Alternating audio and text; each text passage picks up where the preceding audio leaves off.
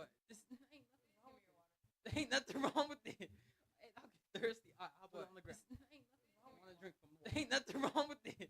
Hey, I'll get thirsty. I'll put it on the ground. I want to drink from the water. Ain't nothing wrong with it. Hey, I'll get thirsty. I'll put it on the ground. I want to drink from the water. Ain't nothing wrong.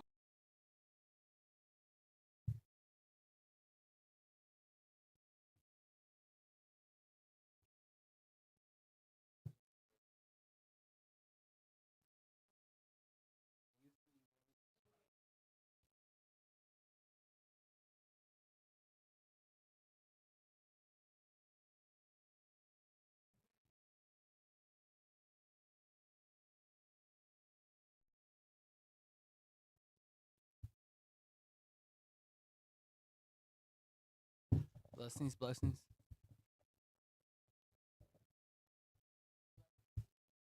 Blessings. You hear us? All right.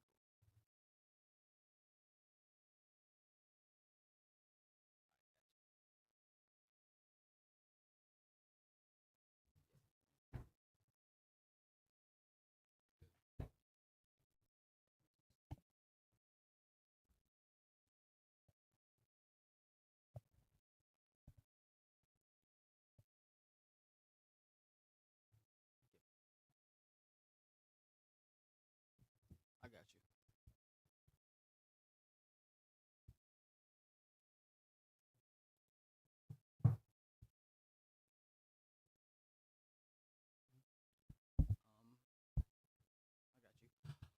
Peace, love, blessings to everyone who's watching this, either live or not live. This is Darian Jackson, the host. This is Anaya Jordan. I'm Sydney. Now today we got a special guest for the first podcast we're doing. His name is Alex.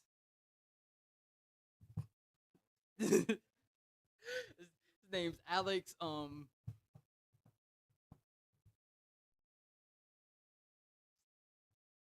I think Anaya is a little better with names. She's a little better with names.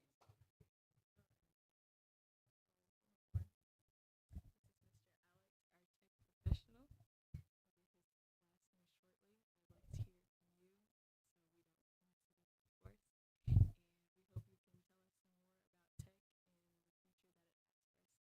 some more about tech and the future that it has for us Thank you all for inviting me to this podcast. I think this is your first ever, right?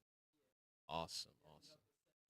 For sure, for sure, for sure. So, but yeah, thank you. I think ready for any questions you have. But yeah, for me, my name's Alexander Hill. I'm a tech professional in the industry. I work for big, well, I have worked for big tech companies. You name it, I've probably been there, walked in the building, seen pretty much everything under the sun as far as technology. I think had my first computer at 8 years old, and the rest is history. So yeah, thank you.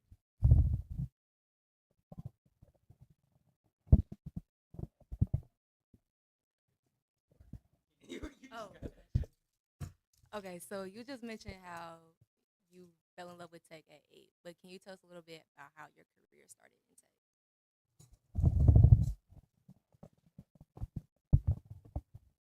So I'm a technology enthusiast. I think my first encounter of tech was a video game, right? Game Boy Advance. I don't know if you guys how old you guys actually are, but I'm pretty old, so I'll go way back to like Sega Genesis, right? The old gaming technology. And I always thought I was like, man, this is cool. I want to do this. I want to build this, right? And my in today's world we have laptops and cell phones, but back in the the late 1990s, right? We had old big white computers, right? You had the tower and the big white computer.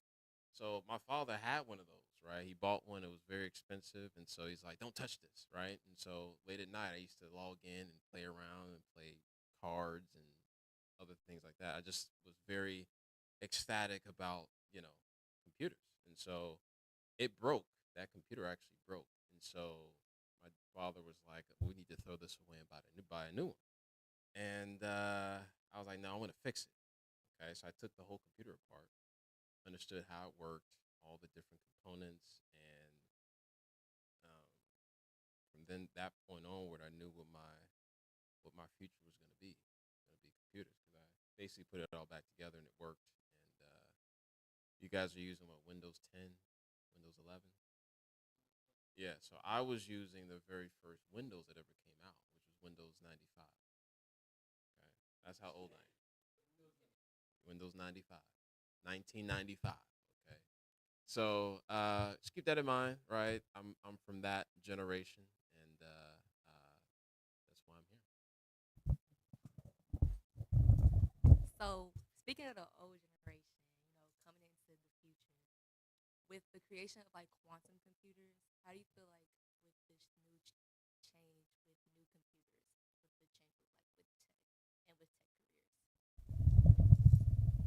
with tech careers? Before you do that as well, can you explain to our audience at home? Because a lot of people don't really know what quantum computers are and like the change over from the binary system. So can you also like go into that explanation as well? All right, so there's a lot of advanced topics. I think the best way to simplify this is to understand about where computers come from, right? Why they exist, right? Um, Before the dot-com era began, we, and even before that, right? We went from carriages and horses to, the Industrial Revolution to cars and machinery and factories, and by the I would say end of the 1990s, right, the dot-com era began, right, and this was a big deal because the internet was about to begin, right? But computers had always existed. It's just that everyone didn't have one. If you did have one, it was just a kind of an enclosed, device in your house, and you did various things. The next generation of computing, right? If you come from computers, you know that computers make it easy to do simple tasks, right? That once you had to grab a pen and a paper and you got to do everything, right? But a computer allows you to simplify processes and procedures and make life easy for you, right? Simplicity. When we talk about quantum, right? Um, there is there's some methodologies I think is a little bit more advanced for this conversation, but just know that quantum is a mixture of biological, right, and mechanical. Okay, there's a premise of, you know, I don't know if you guys ever heard of like CERN, CERN.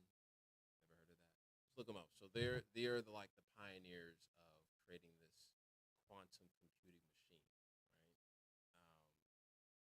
You ever heard of like splitting atoms and we talk about scientists in the deep dark rooms, right? They're building this technology to make computing more advanced than your human brain. Okay, um, I'm against it, but it's also hard to understand unless you come from like where I come from and understand the trajectory of where we're headed, right? Quantum is we're I would say we're there. We're already there. You guys just don't see the application of it yet, technically, right? So So you say you was against it. Why are you against it? great question. Why am I against quantum computing?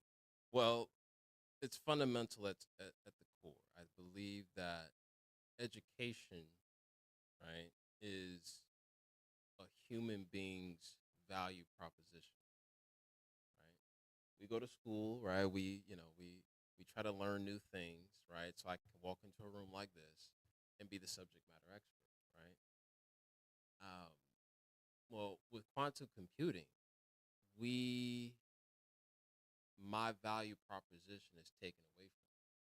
Where now I'm not really valuable with the knowledge that I know because there's a quantum computer that knows everything and knows all, right? So I like to protect what makes me valuable, right? I don't want that to be taken away from me. So obviously I'm against just from that perspective. There's many other perspectives, but that perspective alone is a danger to my very nature of being, right? I just, and this goes for any young people that hear this, right? Being smart, right, is not really the play anymore. It used to be. If you're the smartest person in the room, you're gonna make it somehow in society because you're smart. But with quantum computing, right, and just for the record, right, quantum computing is like way on the left end, okay, right, um, or way on the right end. On the left side, we have, you know, uh, people living in third world countries. They don't really need technology. They're just, they're living off the land. They're doing the simple things. And then on the way right side, we have quantum computing, right? We're not there yet as far as the practicality of use in our everyday life. We're in like in the center point, ChatGPT, right? Right. That's where we're at right now. Okay. So the time it's going to take to get us to quantum computing, right? We got some years to go to see it in action, right? Not some years, it's in the near future because of how fast things are moving. Okay. So since you mentioned it, ChatGPT, AI, right? AI, can't even lie, it saved me some from few of my math quizzes. So, so my question for you is, how will AI look in 5 years in the future? Will it save me for some more math quizzes? Maybe stats because I've been in trouble. AI didn't help me. So, I want to break the narrative for you guys. People think ChatGPT is smart, right? It's like, you know, it's like a pair. It's like another yourself next to you, right? That you can ask, right? To take the smartest guy in your high school, right? He's sitting next to you right now. Okay, you can ask him questions. I know, before ChatGPT, you know this guy in school that knew how to do this. You gotta figure out where he's at. You gotta stop it. Hey, how you do this, right? Can you do your homework for me? That type of thing. And that's what ChatGPT is, right? It's basically a middle school. That's all it is, right? I think there are people on this earth today that are smarter than ChatGPT in some ways, right? From specific tasks that I don't have to go to Google for, I go to ChatGPT for. It saves me that extra 5 to 10 minutes of research because I could just go here. Remember, ChatGPT is it's basically the internet round into one little bot, basically. That's all it is, right? So you basically have the internet at the palm of your hands at the click of, at the prompt away from your answer. Instead of going through all these websites that doesn't have the information you're looking for, right? So ChatGPT is great now, but what's coming is college level knowledge available to you guys and to the world, basically. So that's the next phase. So I have proof, right? Not just proof, but I have resources that tell me that ChatGPT is going to excel. Right? I think we're at ChatGPT 4.0 right now, something like that. When ChatGPT 5, 6, maybe 7 comes out in the next year and a half, maybe 2 years, we're going to be at college level intelligence, right? Where it's going to be that easy to get anything that you need done. Okay. So right now everything's good. This is amazing. I did the math questions, but we're going to go from math questions, right, to solving world problems. Okay.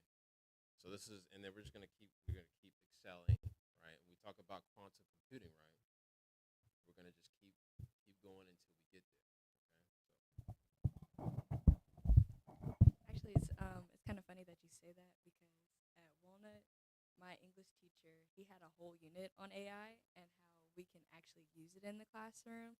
I know we've kind of talked about like the downsides of AI and how like it still is in its early phases, but even at the PNG like resident scholar program I went to, they're like it's used everywhere. And like especially since Apple just came out with the new calculator feature where you can just like write it on there and it'll compute it. What do you think are the best ways to utilize this tool and to still like use human intelligence and like still value the education of the people around you, but to, still get the best of both worlds, if that makes sense? So, I think from a use benefits, obviously. Um, from my generation, right? I'm probably have been programmed, and I say programmed because I'm so used to the old ways of doing things, right? And even my grandparents, right? My parents, my grandparents, right? They, give me that notebook. I'm gonna write. Let me take your number down. Put it in the address book. Let me get your address, your email, and then at Christmas time, I'm gonna send postcards out there. So I need to have that address book is everything, right? So the idea of having a phone to have all their contacts in there and all their information, that was just like, wow. It took some time for us to get to that, for people to be okay with storing their stuff on a phone. What that did now is that it made this phone a part of me now. I can't go anywhere without it, right? So this next generation, right, is going to rely on the services that AI, from a practicality perspective, from a reality standpoint, the next generation, which is you guys, you're going to rely on this tech to live your lives. You're not going to go back to, okay, I need to make sure I get the contacts in the phone. You're just going to say, hey, add this to my address, right? So there is use, right? I think that's the next generation is we're just progressing into this. How do I make my life easy, right? I think to be honest, that is the only best scenario. So the thing about school, though, this is where it gets detrimental for students, is that the whole point of school is to develop skills that you can use in the real world, right? So you're in a sense, your teacher's correct, right? If you use it in school, right, you're prepared for the world because the world's already using it, right? Why alienate yourself from the tech if the minute you graduate high school, you go work for a company? The company's like, yeah, we use AI everywhere. You know how to use it? Well, yeah, I used my teacher. They told us to use it. So in a sense, he's correct. Preparation is not going anywhere. So why? So extent of the use.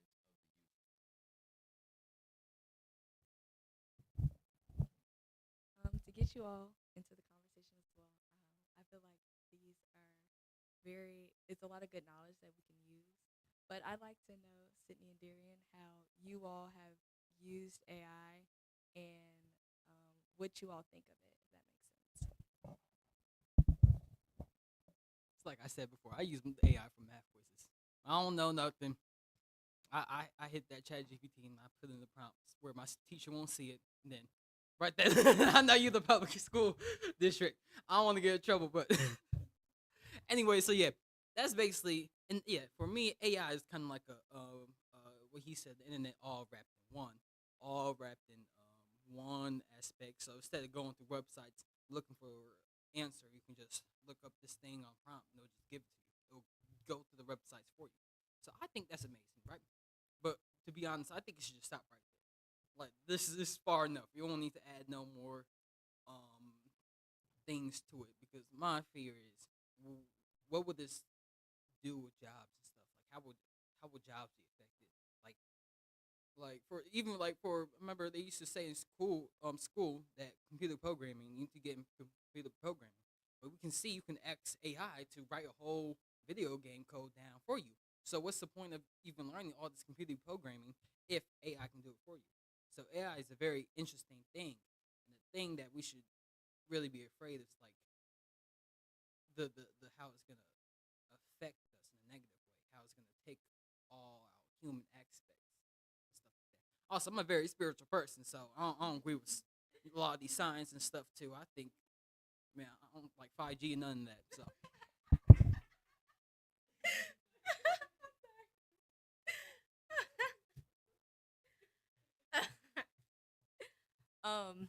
I try to consciously not use AI. I just go to buy word of mouth.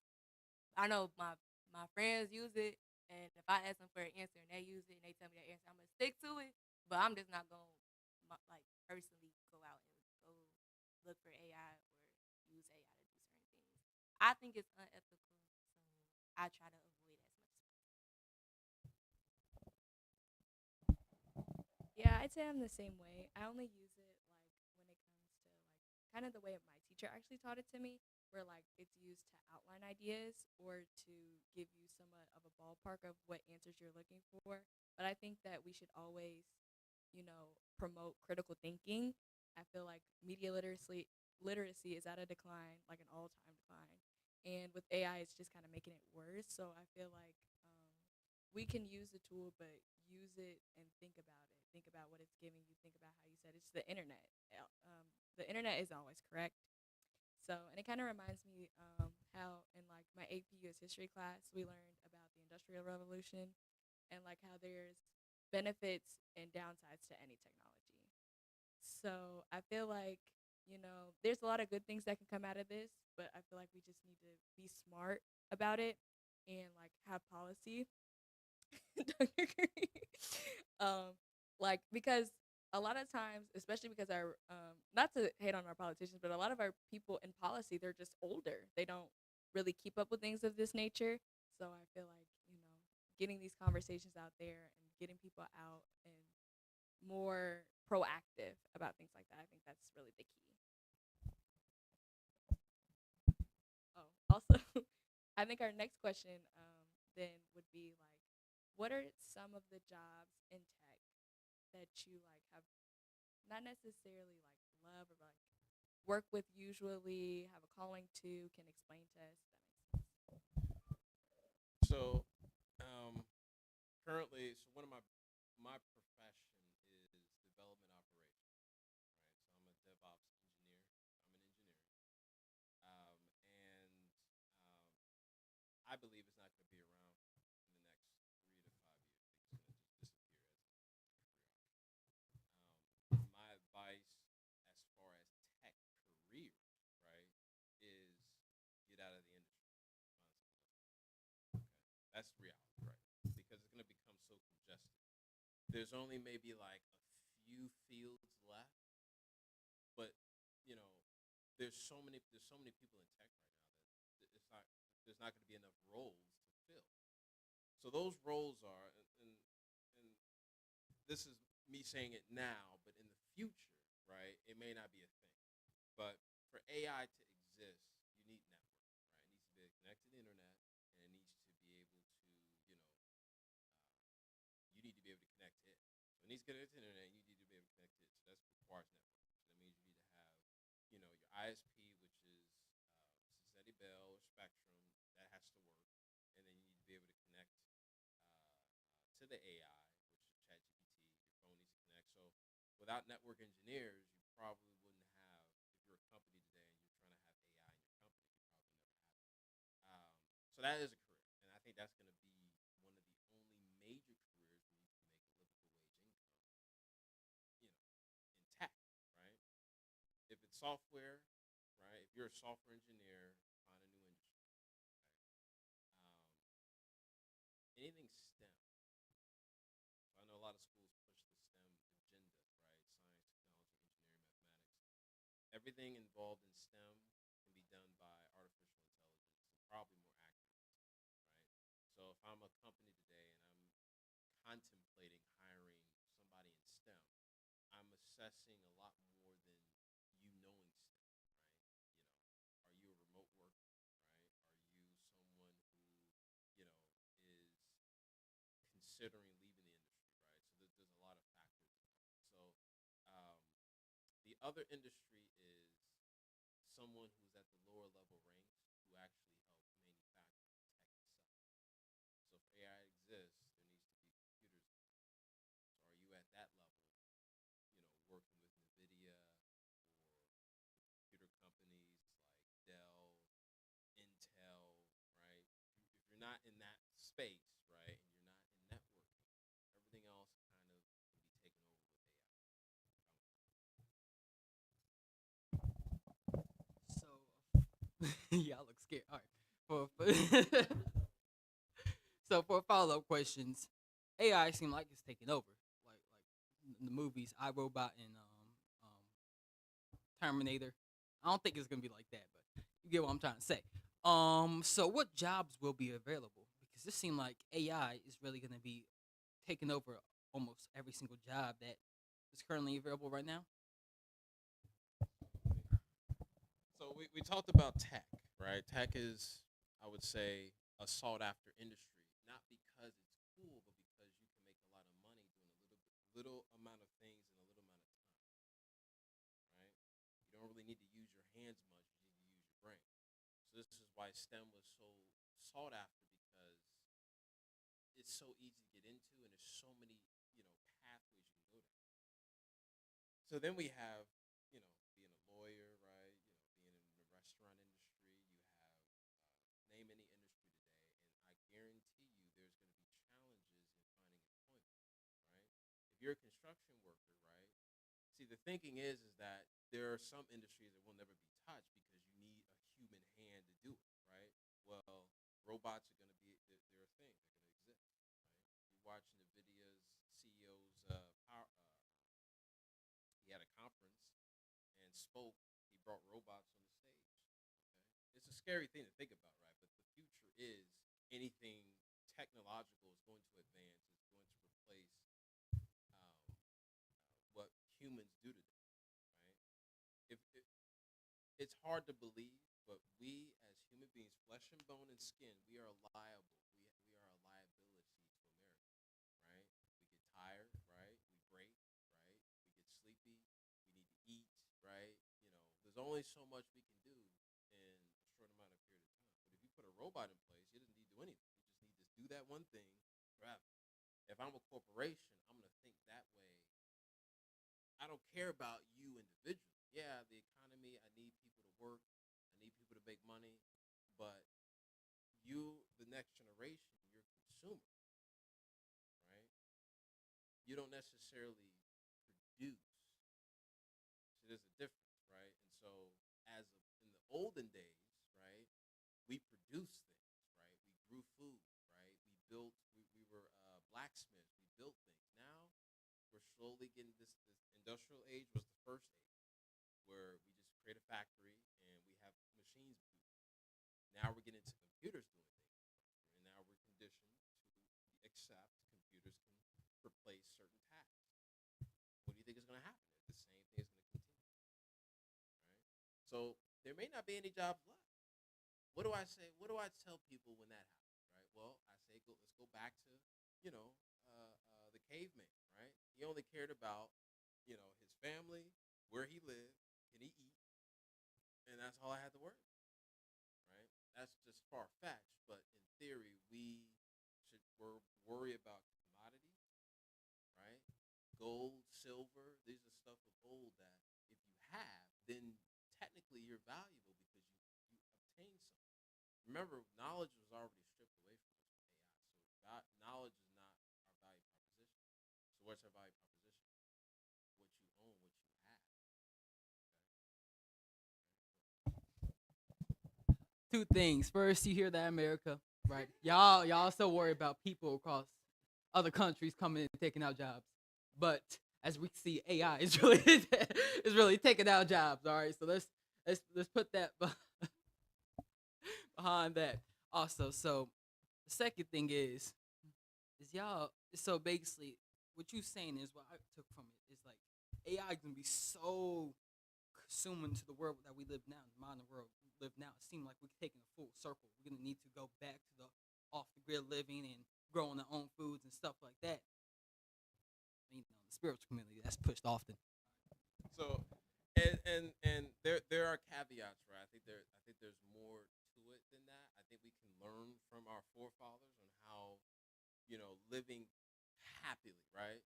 You know, life, liberty, and the pursuit of happiness, right? This is kind of what our country is built on, these principles, right? But I think we're missed the point of what a happy life really actually means, right? See, we're caught up in as far as the new generation, right? I think there's 200 million people, kids that graduate every year, something like that. When they enter the world, right, it's about how fast can you make the most amount of money in the shortest amount of time, right? So a lot of people become influencers, right? They try to make a quick buck on Instagram, social media, because if somebody watches your stuff, hey, you can make some money doing it, right? All right, cool. I'll probably go to work at McDonald's, right, a little bit of time, but that's not my primary goal, right? Getting to a tech company like Facebook, Google, Netflix, all these big companies, it's gonna take me a couple years, but I need money now. How do I make money now? So if you can't get it now, you're gonna be stuck. So this need for quickness, right, is what's gonna be the downfall for our future generation. So my advice to anyone is not to go after that lifestyle. It's congested. The influencer industry is congested. To be able to siphon views and likes. I mean, if you're not Mr. Beast, I don't really know what video you're doing. So um, and I tell kids to abstain from sports, music, film, right? A lot of these big industries where you can make it big, but it's like once in a blue moon. It's kind of like playing the lottery, right? I call those pipe dreams that never really amount to anything. It's just like a waste of time. Um, there's a lot of careers out here that aren't even talked about, right? I don't think we have enough time to go through all of them, but when you're in school, you're only fed the basic, right? So that may be it for another discussion, but don't give up. It's not the end of the world. We have time. Just not a lot of time. That's all I have to say for that.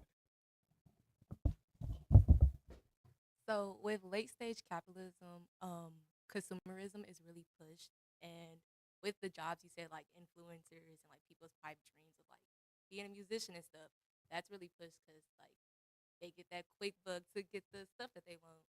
And with AI and modern technology, it really heightens that, and it makes it seem like with deep fake art and like stuff like that, it makes consumerism even more popular because then they realize, oh, I can do this quicker, or I can like scam my way to become this. And so, with that being said, do you feel like there needs to be regulation with AI to prevent like the promotion of consumerism and a decrease in late stage capitalism? Great question. This is one of my favorite topics to discuss. So, politics is going to play a huge role in the future of AI, okay? Particularly this election, okay? Now, we all here know that, the battle right now might be between, conservative Donald Trump and liberal Biden, right? I think it's going to come down to it, right? So, depending on who wins the election, I can determine which path the economy is going to go for AI. If Trump wins, let's just say Trump wins, right? There's going to be a lot more policy around, controlling the big tech companies, right? Not to say Biden won't, but there will be more relaxed policies, right?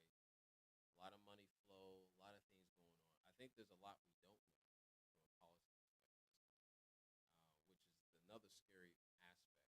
If you're not really tied in with politics enough, you probably won't even see, votes that take place, and the neglect of policy in AI, right, might be because lack of understanding. Who is the expert in AI? It's only been around for a couple of years, right? In the consumer space. So who's really the expert? If I believe what he's saying, how long has he been doing it? Well, since ChatGPT started. Well, I don't think that's enough, right? We can go as far as back as like machine learning. I mean, I think that's kind of where AI has stemmed from, but it's going to be hard to put policy behind something that's growing every single hour. Okay, the AI technology arena, as we speak right now, is evolving quicker than you probably can imagine. Like I have tech, I know about technology enthusiasts who are advancing AI in ways I have never even imagined. That they're doing it right now. So we go to Silicon Valley, right, California. Who knows what they got these guys, right? So I don't know. I don't think we're gonna see any policy anytime soon. To be honest, because who's the expert? Can you tell me an expert? We don't know an expert, right? So who's gonna step up to the plate, like, hey, yeah, this is gonna happen, and it's gonna be sure to affect these industries, right? The only people I can see will be ChatGPT, but why would they advocate for policy for their own tech, right? You need someone from these organizations to say, hey, this is how we're gonna regulate ourselves, right? Well, I don't know. I have no idea. talk about any other industry, there are outside people because it's been around for so long that can come in and say, "Yeah, I did this for 30 years. This is what we need to do." Blah blah blah. But I think we're gonna be reactionary in our decision making. Something bad's got to happen before regulation takes place. Nothing bad has really happened. We can only Um, well, yeah, the future is pretty bleak, guys. I feel like not to say it like that, but I think again, like you're saying, like we have to be aware. I feel like us as teens, this is like why we're having this discussion, why we're talking about things like that. We are all aware of the fact that the future is bleak, but usually, like our parents and things of that nature, they're not. They're kind of like it's not. What do they say? Like climate change, like how the threat isn't right in front of your face, and it's like ever encroaching upon you, so you can't really like see it, so you don't have that like fight or flight response. So I'd say I know you're talking about pipe dreams earlier. My question would be, what are some of the other, not necessarily industries, but jobs that you would recommend to teens of our age group? I mean, I don't listen. The right now, if it was an immediate sense, right? I go back to necessity, right? So if you stay in food, right, there is a chance that you could survive. Remember, guys, this is always about how to survive a generation. How are you going to survive a generation? So last generation was all about cell phones and social media. We survived that, right? I was able to still, live, right? So when we talk about jobs, what we're also talking about is actual living. Can you live off the job or the career that you're in, right? Is there a pathway for growth, right? I don't want to be stuck as a dishwasher at McDonald's for the rest of my life because robots can't really wash dishes. Right? The water. So I don't want to be stuck there. So yeah, I could go work there, but where's my pathway of growth? Where do I want to end up in life, right? Not too many roles out there, right? Unless you get into farming. See, one of my big what I believe that youth should be worried about is commodity, property, essential metals like Jubilee, like gold, silver, right? Farming, knowing how to cultivate land, right? You know, most kids don't even like touching dirt. Heck, they never take their shoes off, right? You know, these are things that I think we need to bring back as career options. Agriculture, right? If we can get into that, I guarantee you probably have a sustainable future for yourself. Okay, it's just as an example. Well, all right. It seemed like we gotta go to off grid living because AI is taking over. We need to get back to farming. We need to get back to how we used to live. We need to get back to property. Let me say this. So, being off grid means that you have to sacrifice yourself from the old ways of how you used to live, right? When we wake up in the morning, right, the first thing we do is check our phone, right? You're not doing that off grid. The first thing you're doing is waiting for the rooster to yell to let you know it's time to go. We're not acclimated to, the environment that way. So you have to really be honest with yourself. Are you really ready, right, to give up on tech? I don't know. You guys are the youth. Me personally, I am not. So I think that's why my question would be. I know how you're talking about initially about your father's computer. I believe my grandpa had the same computer. He actually worked in the behind the scenes work at Channel 9.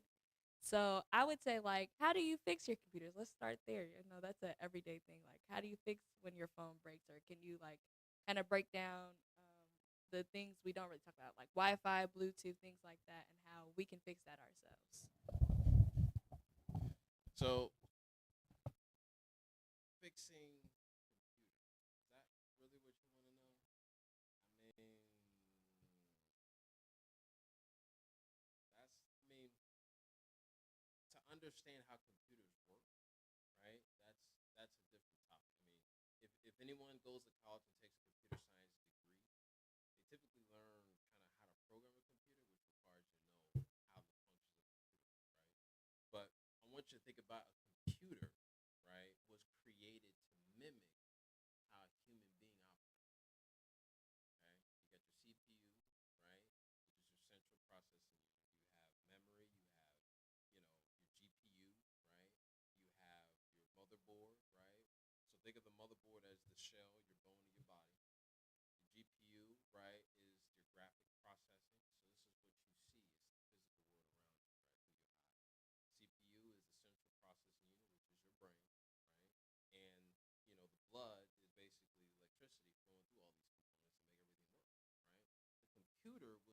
originally designed to replicate how a human body functions. Hence, where we're going in the future, right? Which is these robots, we haven't talked about this, right? But the future is robots and sentient beings who have their self-conscious. Terminator, like Terminator, exactly like Terminator. Okay, that's where we're headed. I mean, if we just take a trajectory, stance, where I can probably project that with AI being so advanced, they're gonna plug that AI into a robot, and the robot's gonna be able to ask itself questions on how to do things. So, if you understand the fundamental concept of how a computer works, right, you can probably accurately, figure out what not to do, theoretically. I know how a computer works because I built my own computer. If you've never done that, try doing it, right? You're going to start to see all the components match up to the human body. Right? Is it ethically right? Well, 100 years ago, nobody really cared what was ethically right. It was always about how well can this thing make people's lives better or easier, right? So, building your own computer, I think you should try. But there have been groups of people that have dedicated their time and effort to build these. Computers aren't just like one company just puts everything together. No, there's multiple companies, right? Passwords, right? The transistors, right? The green motherboard. When you break a computer, you see like the green board in there. Somebody had to build it. There's companies that build this. Very meticulous little pins that go into, it's just a lot of stuff. So to learn how to do that, it is a career. It is something that you can do. This is when I talk about getting into the side of tech that contribute to the advancement of AI is these people that build this tech, right?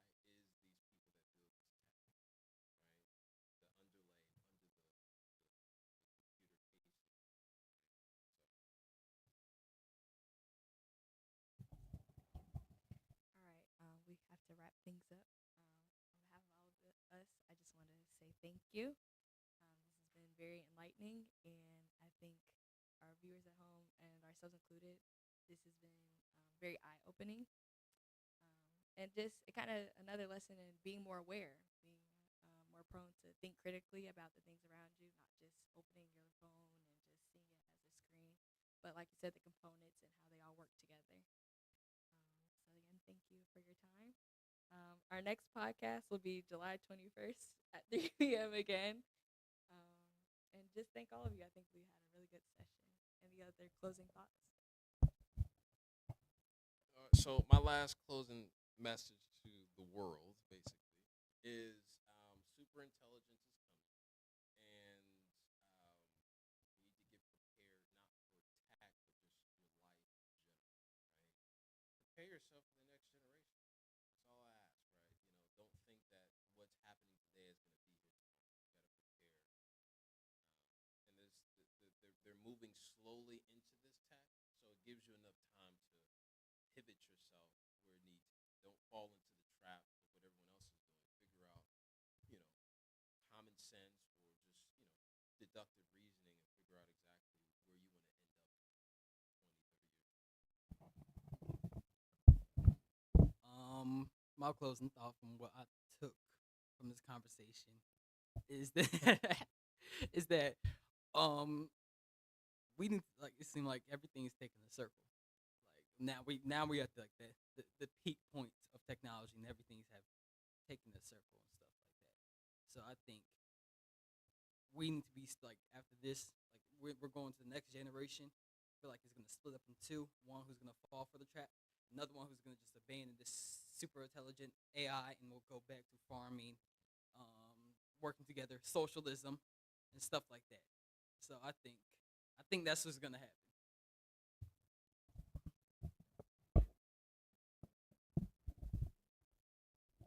Well, that's it. That's it for the podcast. So catch us later. It's gonna be July 21st. That's the next podcast. I don't know the topic yet, but trust me, it's gonna be fire. It's gonna be fire like this one.